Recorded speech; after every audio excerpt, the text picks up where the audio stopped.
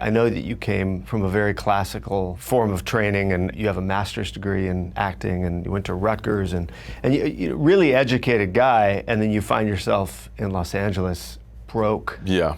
I mean, that speaks to some conviction that you're willing to go through that, right? Well, I got to tell you, I rushed out here when I first graduated from graduate school because I thought it was this land of opportunity here, and I was like gonna miss out if I didn't get out here soon enough. And sure, I'd go out and struggle a bit, but my talent and my uniqueness, whatever that was, would somehow persevere, and I would eventually find my way. If somebody told me it was gonna take 10, 15 years to get where I wanted to be, I probably actually would be okay with it. I kind of knew that. I knew that, but actually doing it is something completely different. Because the day-to-day grind, the week-to-week, the ends meet of it all is really not something you're really prepared for. But I was busting my hump. I did Labor Ready, which is something that... What is that? That's a job where you basically go and you show up and you give them your license, you give them your ID, they give you a job. It's first come, first serve.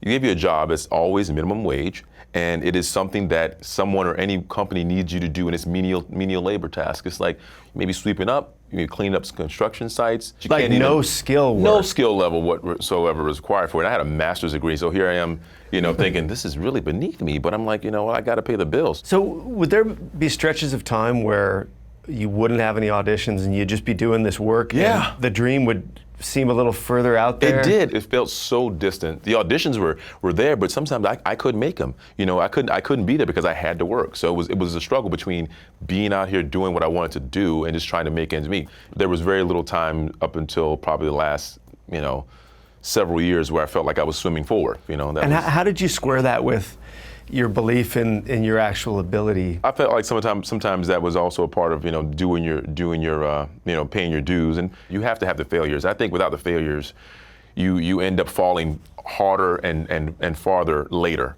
Like if you don't have the failures prior to your successes, when you do fail, if you just have successes and then when you fail, you don't know how to pick yourself back up and get going again, because it's not about getting the job sometimes. It's like a workout. At no point does any violinist or any other artist stop doing what it takes to them to get to where they are. You can't just stop anything and expect the instrument to still be in the same condition. So for actors, unless you're doing theater all the time, which a lot of actors do, unless you're like still training with a coach or still going and doing classes, which a lot of actors don't, that audition time that's your workout.